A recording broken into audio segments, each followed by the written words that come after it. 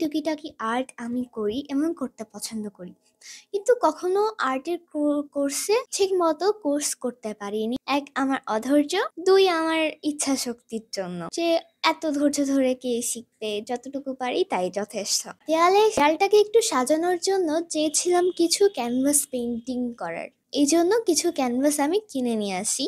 First ক্যানভাসে painting করেছি আমি স্টেরি নাইট পেন্টিং ভ্যান গগের, সেটা অনেক সুন্দর হয়েছে।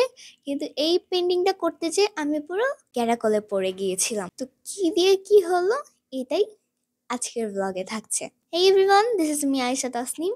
আমি একটা রেফারেন্স পিকচার সিলেক্ট করে ভেবেছিলাম আমি এটা করতে পারবো। আমি যখন এটা করা শুরু করি ফার্স্টের দিকে ভালোই যাচ্ছিল, কিন্তু যখন এটা আস্তে আস্তে শেপ নিতে শুরু করে আমি আমার ভুলটা বুঝতে পারি যে ফার্স্টে ক্যানভাসে আর্ট করার জন্য আমার রেফারেন্স পিকচারটা একটু বেশি হার্ড হয়ে গিয়েছে। আমার এই পিছনের যে ব্ল্যাক কালার ব্যাকগ্রাউন্ডটা দিয়েছি এখানে আমি ডিটেল করতে এত প্যারা খেয়েছি যে বলার বাহিরে। আমি সুন্দরভাবে ডিটেলটা করতেই পারিনি, পরে আমার মন খারাপ হয়ে গেছিল এই পেন্টিং করার তারপর নিজেকে বুঝ দিয়েছি যে সমস্যা নেই, ভুল থেকেই তো শিক্ষা হয়। এখানে আমার সব থেকে ভালো লেগেছে, আমি যেটা ভালো পেরেছি সেটা হচ্ছে ল্যাম্প পোস্টের পিছনে যে ব্যাকগ্রাউন্ড সেগুলা সেখানে কিন্তু অনেক সুন্দরভাবে আমি ডিটেল করতে পেরেছি। এই এই হচ্ছে এটা একটা ছিল মেল বক্সের ঘিলবি স্টাইল পেন্টিং। আমি ঘিলবি পেন্টিং করতে চেয়েছিলাম, কিন্তু ফার্স্টে ঘিলবি পেন্টিং করাটা ঠিক না, আমার জন্য ঠিক হয়নি। ফার্স্টে কিছু সিম্পল জিনিস থেকে শুরু করে দেন আমার হার্টের দিকে যেতে হবে। এই মেল বক্সটাকে ডিটেল করতে আমি অনেক বেশি প্যারা খাইছি, আমি এটা করতেই পারতেছিলাম না। আমি মাঝপথে তো ছেড়েই দিতে চাচ্ছিলাম, ধুর আর করবো না, এটাকে আমি ফেলে দিব, নাহলে জেসো দিয়ে আবার অন্য একটা পেন্টিং করব। পরে ভাবলাম না থাক, এটা যেহেতু শুরু করেছি এটা শেষ করেই আর আমার সব থেকে একটা জিনিস হাসি পেয়েছে, সেটা হচ্ছে আমার ল্যাম্পপোস্টটা বাঁকায় গেছে। তাই কার ল্যাম্পপোস্ট এমন বাঁকাভাবে, মানে কারা হচ্ছে ল্যাম্পপোস্ট এরকম বাঁকাভাবে লাগায়, আমি বাদে। এরপরে যে পিছনের ব্যাকগ্রাউন্ডের গাছগুলা ল্যাম্পপোস্টের মাঝখানে যে আকাশ দেখা যাইতেছে, আমি ভাবতেছি যে এটা কি আমি কি সেই হচ্ছে লতানো গাছ আঁকিয়েছি যেখানে যেভাবে ইচ্ছা সেভাবে শেপ দেওয়া যায়।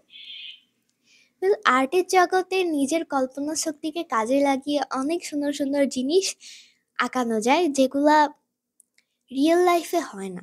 ল্যাম্পপোস্টে কিন্তু আরেকটা ভুল হয়েছে, সেটা হচ্ছে আমি আরও প্রতিচ্ছবি বা প্রতিফলন আগে না রং করে ফার্স্টেই আমি এর বর্ডার রং করে ফেলি। এটা আমার পরে রিয়েলাইজেশন হয় পেন্টিংটা মোটামুটি প্রায় কমপ্লিট, এখন জাস্ট মানে গাছের যেই শাখা প্রশাখাগুলো থাকে সেগুলাকে আমি এখন আঁকিয়ে নিব। পেন্টিং যতই খারাপ হোক না কেন, পেন্টিং বা ক্রাফটিং যার যেটা হবিস সেটা কিন্তু করতে এক অন্যরকম শান্তি লাগে, আর সেটা যদি অনেক ভালোভাবে আউটকাম বেড়ে আসে তাহলে তো কোনো কথাই নাই। কিন্তু এই শান্তির মধ্যেও আবার অশান্তি রয়েছে, সেটা হচ্ছে তুমি রং করতেছো তার মধ্যে এক পছলা রং পড়ে গেল তোমার ক্যানভাসটাও ভুল জায়গায়, তখন একটা অন্যরকম বিরক্তি লাগে। বিরক্তির মধ্যেও শান্তি। গল্প করতে করতে আমাদের পেন্টিং করা কমপ্লিট। আমার কাছে তো এটা পুরোই খ্যাত লাগতেছে, বা কি বলে সেটাকে, অনেক পচা লাগতেছে। তোমাদের কাছে কেমন লেগেছে আমি জানি না, বাট আশা করি তোমাদের কাছে ভিডিওটা ভালো লেগেছে। সবাই ভালো থাকবা। আল্লাহ হাফেজ।